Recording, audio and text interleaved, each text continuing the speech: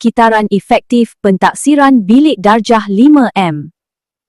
Kitaran efektif PBDM membimbing guru melaksanakan pentaksiran bilik darjah secara sistematik dan berterusan.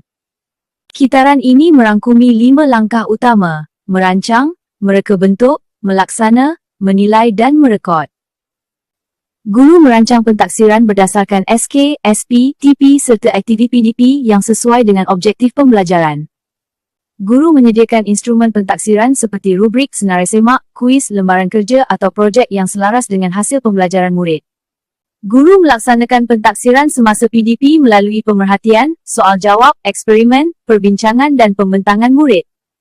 Guru menilai tahap penguasaan murid melalui evidence, pemerhatian dan hasil kerja mengikut TP1 hingga TP6. Guru merekod hasil pentaksiran dalam rekod PBD untuk menambah baik PDP dan memberi maklum balas kepada murid. PBD 5M melalui PAP 21 menilai murid secara aktif dan autentik melalui perbincangan, kolaborasi dan pembentangan.